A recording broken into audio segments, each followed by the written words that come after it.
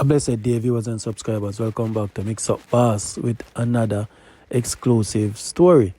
Alright, so today we have on the phone a nice lady from overseas.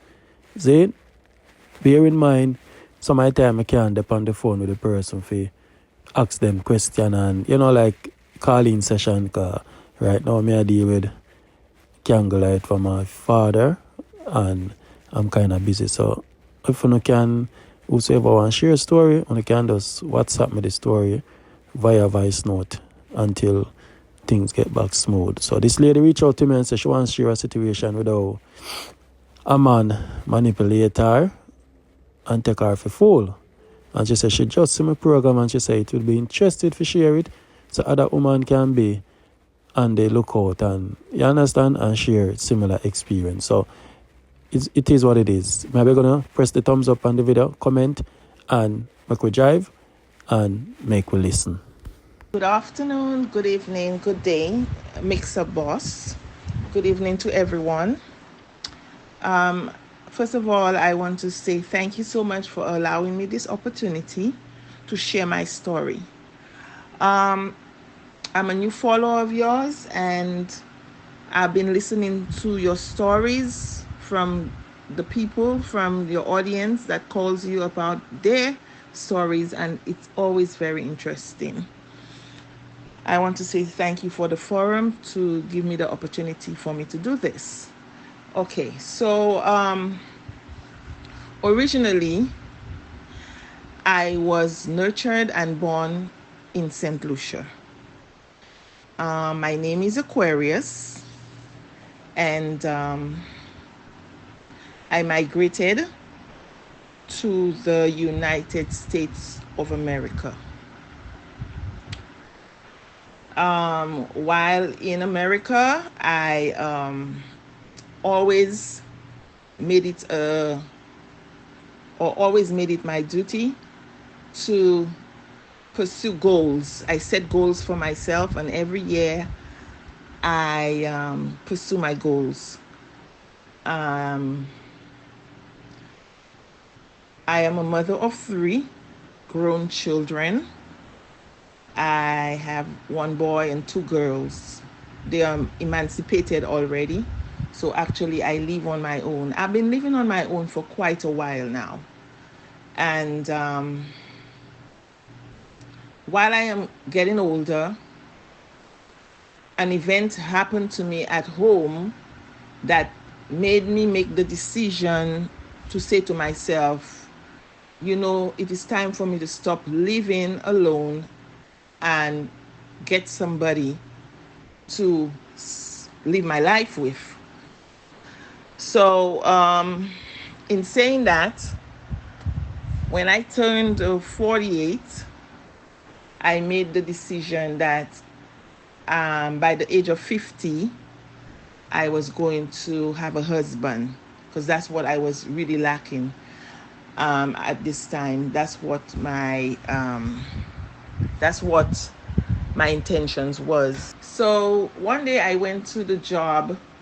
I work at the hospital, and I went to the job as usual, and I met one of my colleagues there. He has rank in the hospital, so he was speaking to me about my personal life. We were just speaking, and he said to me, he asked me a question. He said, Aquarius, do you have somebody in your life? I said, no, I don't have anyone in my life right now. I said, there is somebody that I am speaking to.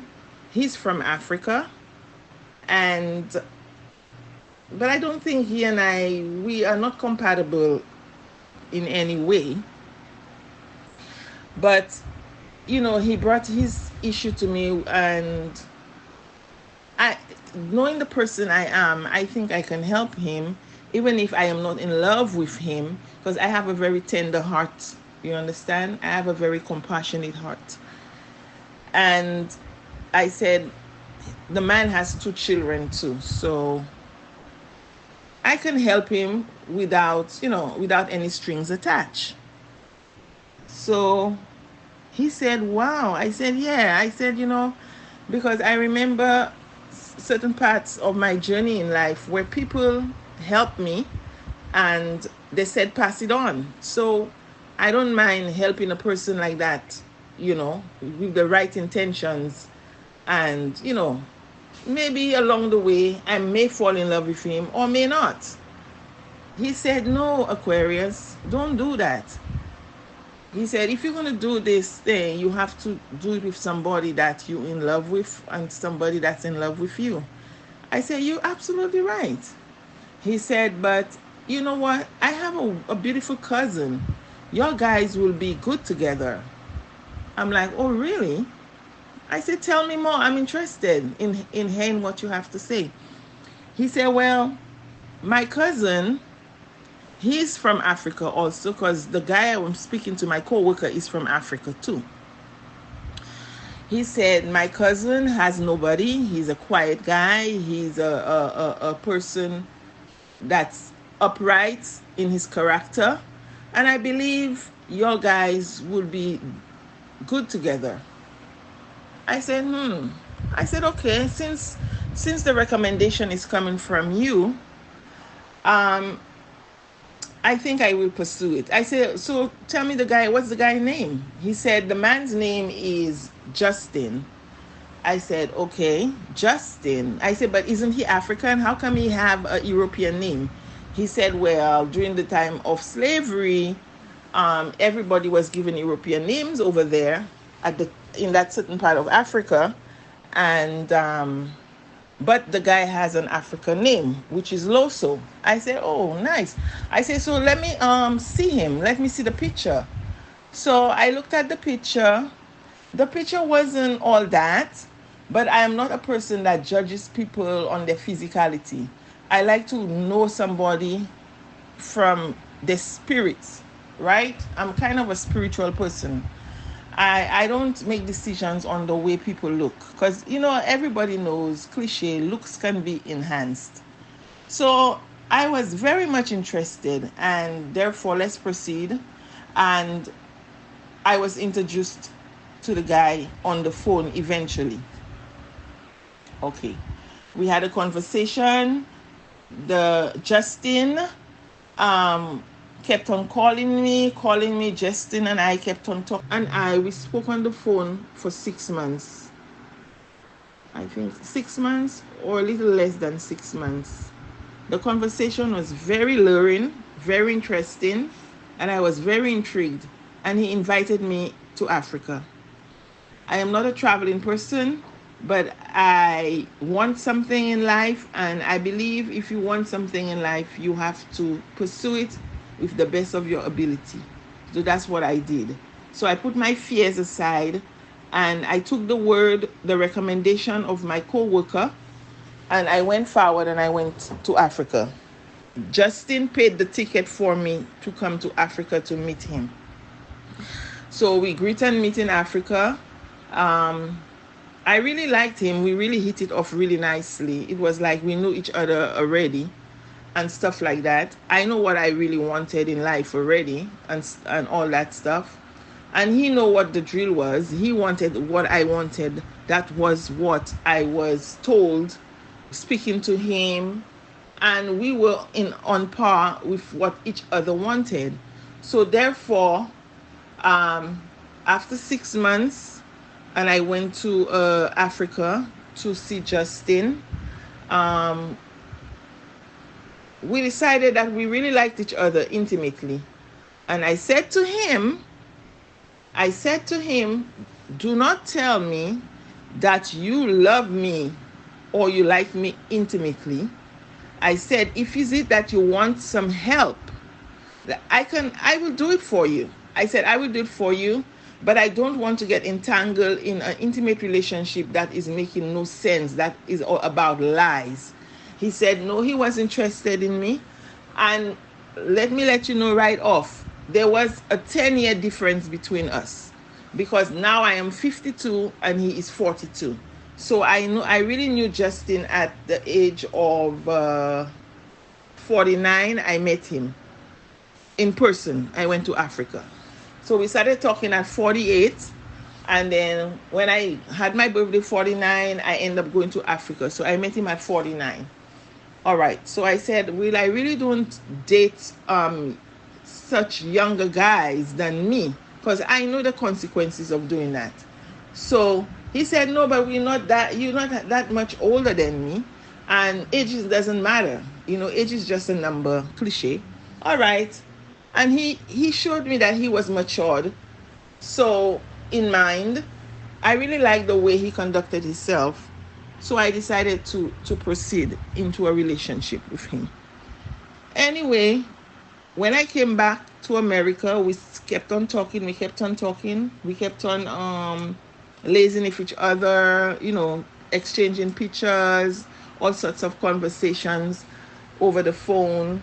His cousin would be involved. Now, let me let you all know, along the way, I saw there were certain little red flags. It wasn't always perfect. And when I addressed the red flags to the cousin would tell me, no, I will take care of that. It's okay. The guy is a good guy. I'm not going to mess you up. I'm telling you. One time he even said to me, when I told the cousin, you know what? I don't know. There are a lot of red flags going on there right now. He said, rest assured that I will not put you into no kind of difficulty. This man is my cousin. I know him. And you can hold me responsible and accountable if he mess up. So in telling me that, I decided to go ahead and have the relationship with this man. Anyway, into the relationship, I end up going back to Africa again a second time. And there I decided that this is really what I wanted. I put in papers for him. I sponsored him on a K visa, which is a fiancé visa.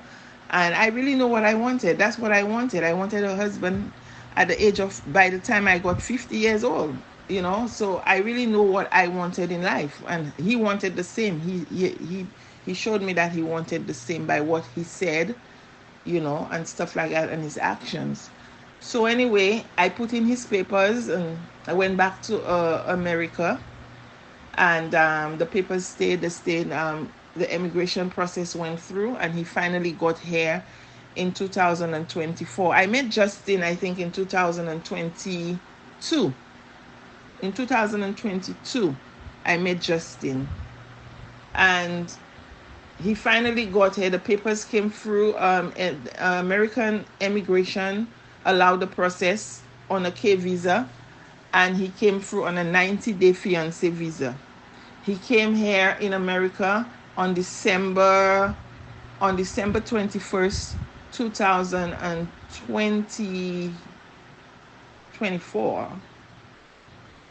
Is it 20? No, 2024, I think, yeah. Or 23. Yeah. He came here in December the 21st. Coming here in December the 21st, when he came here, he was not the same person. His personality changed. Everything about Justin changed. He was not the same person at all. So here I am again, calling the cousin and saying to the cousin, wait, there's something wrong with Justin. For instance, let me give you all an example. He wouldn't talk. The part of Africa he's from, they speak French, but he spoke enough English to lure me into his web. And by the time he got here, his English had depleted a lot. So I called the cousin. I said, what is going on? He doesn't speak. He doesn't interact. We have no intimacy. It's like, I haven't seen you for years, and then you come here. I expect something better than that. He would lock himself up in my attic, and he wouldn't want to interact. He was going to the gym. He had the good life of Riley. I'm a working woman. I'm not rich. I work for my living, but I make sure that I took very good care of Justin. Very, very good care of Justin. Justin wasn't lacking for anything. Okay, and Justin came here to let you know that was the red flags again. He came here with no money. He came here with no money per se. He only had $148 US in his pocket. He came here without a ring, okay? But he had bought me um, an engagement ring when he was in Africa, and we had decided that we would go forward. I don't want to, I don't want to mistake. I don't want to confuse y'all. So he had bought me an engagement ring. So anyway, when he came to America, he had no ring. He only had 148 US dollars in his pocket, and the whole responsibility was on me. I wasn't anticipating that. I thought we would be doing this thing together because he was very productive in Africa. He was working in Africa. He was of middle class status, and I thought when he come here, it would be a better situation than that. But from the time Justin stepped foot there, then 2 days after, it was constant argument, constant argument, constant argument. I questioning him about, like, okay, why are you so quiet? Why are you not interacting? I tried to talk to him about all sorts of things, like the news.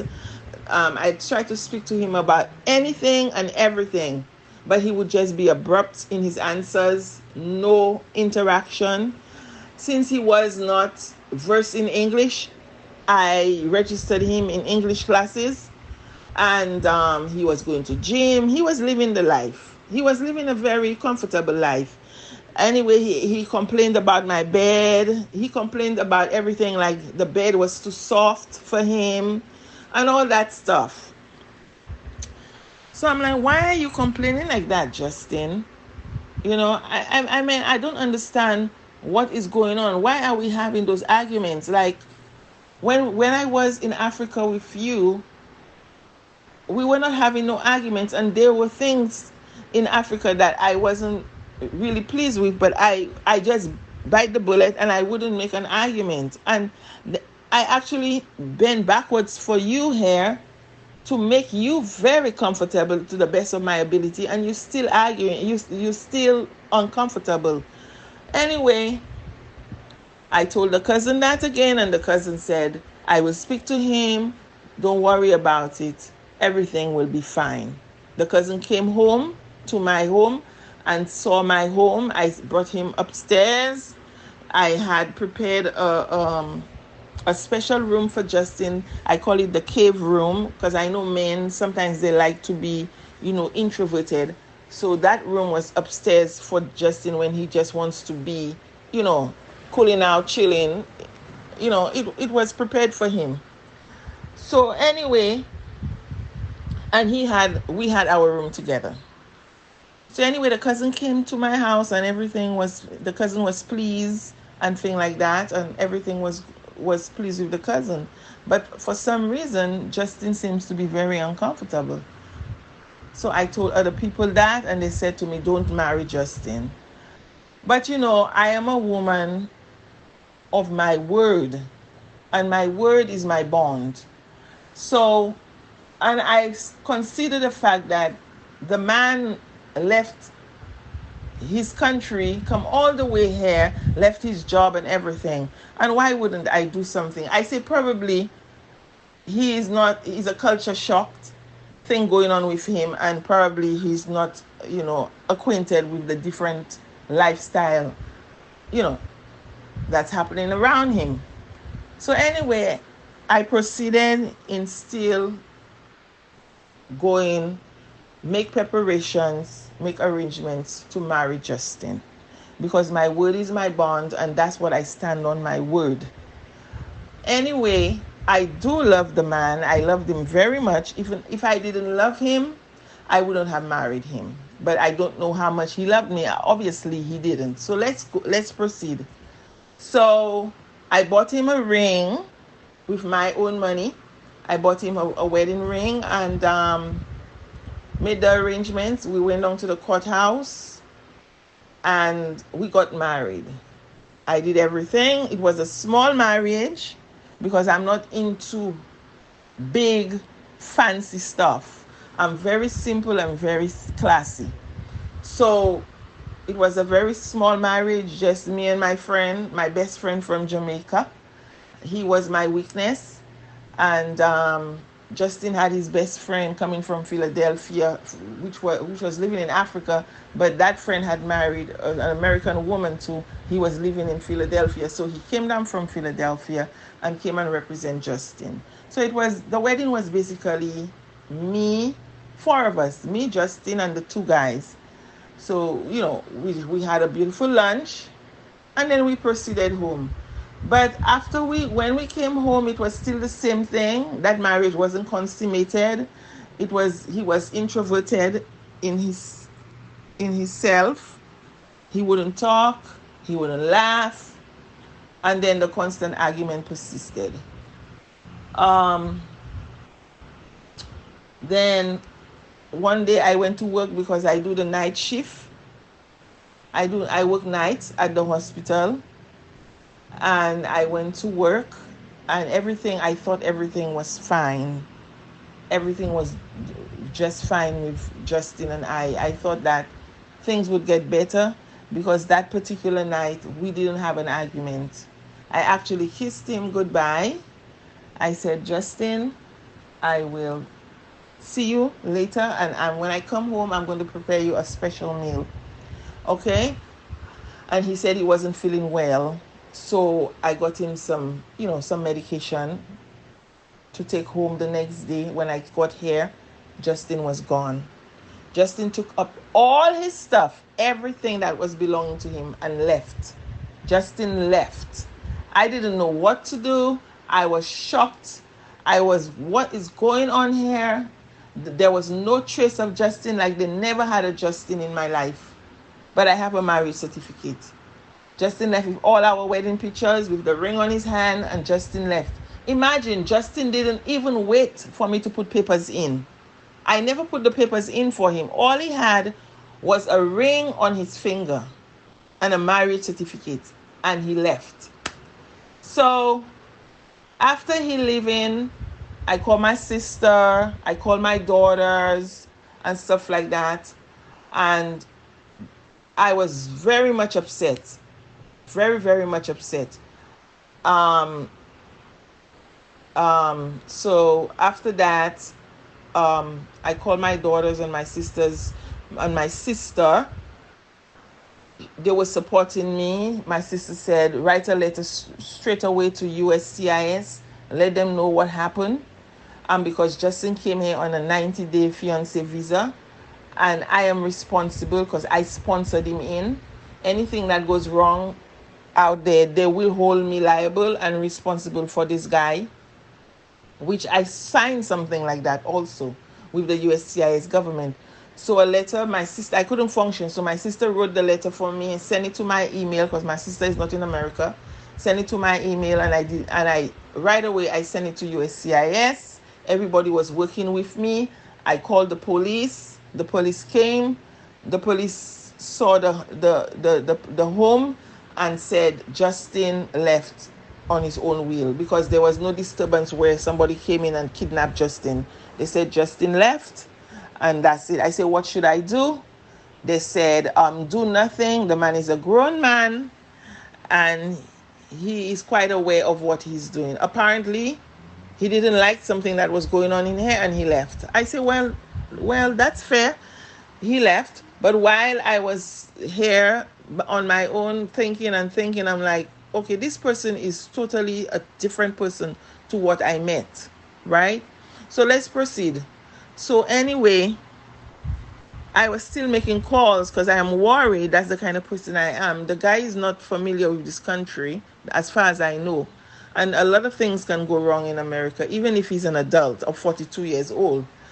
I said, let me keep on calling the authorities and blah, blah, blah, until I finally got a nice policeman who told me that Justin was in the shelter. Justin took his stuff and went to the shelter.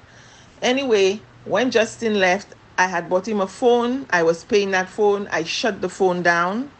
And he had an old phone he came from Africa with. So that's the phone he contacted me on, not even in speaking, but in texting and telling me that he's in the shelter system.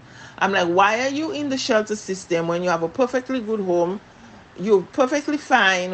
Why are you in the shelter system? What is the problem? What did I do to you? What, and if I did something to you, why couldn't we work it out? What is going on? The man said to me while he was in his country, when he was coming to America, the embassy in his country gave him a flyer that states, if you come to America and you're unhappy, call these numbers and you can be in the shelter system. I say, Justin, the shelter system is not a place that nobody wants to be in.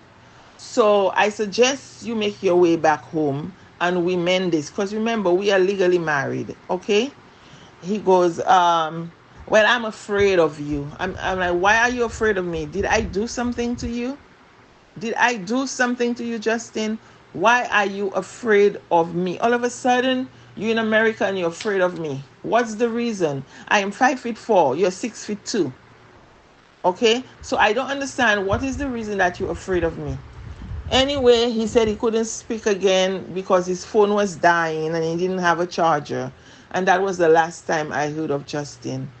Anyway, while they're, trying to heal myself of this man and detox myself from this negativity, I'm hearing somebody's calling me from Africa, his country, and threatening me and say they're going to do voodoo on me and I need to go and get their relative and wherever the relative is in America. And I said that their relative called them, Justin called them and said that I pulled a gun on him. I pulled a gun on him. I was locking him up in the home. I wasn't feeding him, and that's a big lie. That's a big lie. I wasn't feeding him, so he went into the system. But I'll tell you why. The reason why Justin goes into the system, they all do it. He goes into the system, he cries abuse, and then they try to assist them in getting the papers. But one thing he didn't remember, he didn't do his homework properly, that I never put in papers for him. I just married him.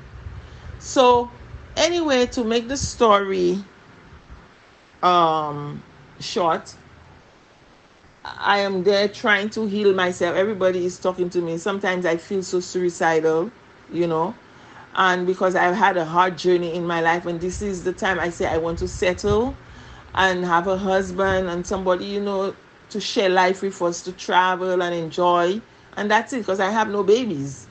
And he said he had no babies, but he had 4 children that belonged to his brother that died in Africa, and he was responsible for those kids. But I asked him for the life of me, let me meet the children. He never let me meet the children. He never let me meet the children's mother. I met his mother. He said that was his mother. And that's basically all the family I met and the guy that introduced me, which is his cousin. The rest of the people I met was like his friends. So somebody would call me from Africa stating that I need to go look for Justin because I pulled a gun. Justin said I pulled a gun on him. I wasn't feeding him. I tied him up in the apartment. Remember, he's 6'2". So it was all a scam. So in the process of me healing and trying to figure out what is going on, I decided one day that I will call the cousin. And mind you, the cousin never called me and apologized and say, oh, I'm sorry, my cousin did that to you. I don't know what is going on. All he said was he don't understand why his cousin would do that, but he never apologized. He never said, I am sorry about that. Okay. So anyway, while here at my home, I am trying to figure out the next step and trying to get my life together, my emotions together, and trying to move on, because that's the person I am, a strong woman. I've been through a lot of challenges in life and my journey hasn't been easy. And so I decided to call the cousin one day. I said to him, so Eric, so have you heard from Justin? Because it's almost 8 months now. Remember, guys, I told you all I got married in January, the 19th of January of this year, 2024. And I'm like, have you heard anything from Justin?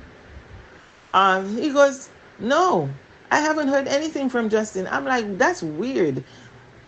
This is your cousin. You mean he never called you and find out what is going on? Because I said, I need to divorce this guy. Actually, guys, I put in a divorce and they denied me the divorce. The judge said that the excuse I made for the divorce is not good enough. The excuse that I gave for the divorce is that we didn't consummate the marriage. We didn't consummate the marriage. So it was not a marriage. So that's an annulment. The judge denied me. I'm living in the state of Jersey. You understand? I got married in New York. Was living in New York before I moved to Jersey, and I got married in New York. I never got married in Jersey. But then when I called New York for the divorce, New York said, no, I am a resident of Jersey, so I'm supposed to do it in Jersey. Try to do it in Jersey, spend monies to get this divorce, and the judge denied the divorce, saying that he needs evidence, and that excuse, he's not taking it. So I have a certificate, a marriage certificate. The guy's out there. I can't divorce him right now, which I'm going to try to pursue it next year again under the title of abandonment, right? And this time I'm really going to get a lawyer, because the first time I didn't get a lawyer because I thought it was just a cut and dry case. So anyway, going back to Eric, I say, Eric, did you hear anything about Justin? Anything? Because I want to know what's going on with this person. I am affiliated with this person still by a contract. He goes, no, I haven't heard anything. I said, but this guy is your cousin. How come you never hear anything from him? Hear what the guy Eric is going to say to me. That's not my cousin. I'm like, what? Wait a minute. No, I didn't hear you right. I said, wait a minute. Did you just tell me that was not your cousin? Oh, no, that's not my cousin. I just know the guy from a long time, and that's not my cousin. I said, so why would you be so deceitful to me, Eric? Why would you mess up my life? Just look at me, target me, and try to mess up my life, my flow, my energy. You told me you need this, you know this guy, right? He is your cousin. And I went into that relationship because of the person that I see you are in the hospital. Upright person. You recommended this guy to me. I went under your reference, right? And even when I was getting red flags, I told you about it, and you told me, rest assured that your cousin is an upright man just like you. Okay, you don't give me no stupid man, ambitious and everything. But now you're telling me that this is not your cousin. I mean, I was so dumbfounded. I just had to laugh. I'm like, my God, look at this. So why would you do something like that? He cannot answer me. He cannot answer me. So therefore, the guy was not his cousin. The guy was not his cousin. So in saying that, I just want to bring this awareness out there that, you know, you don't know who to trust. Man to man is so unjust. And, you know, I'm not a bad person. I try not to do people things that is out of order. I'm very empathetic, right? And I try to do the best I can if everyone. And look at what happened to me. And I'm not an idiot either. I am not an idiot. Maybe I was a little gullible, right? But look, the best thing about it is that I never put in papers for him and that sort of thing. So I just want people to be aware, yeah, this can happen to the best of us. This can happen to the best of us. So the guy now is out here in America. What can I say? Doing whatever he pleases. And I'm trying to get a divorce from him and trying to live my life. And no longer I want anybody in my life. I believe I'll just stay alone because I'm tired of putting my heart on the line and for people to use it and abuse it. Anyway, I want to thank you so much for giving me this opportunity to bring awareness to this subject and to let people know that, you know, it is not a game. If you don't love a person, do not play for a person's emotions because that's very detrimental. They have people that is not going to just accept this like that, and they will go further and do things that are not pleasing to most people. So I just want to thank you for allowing me this opportunity. All right. Have a good evening. Bye.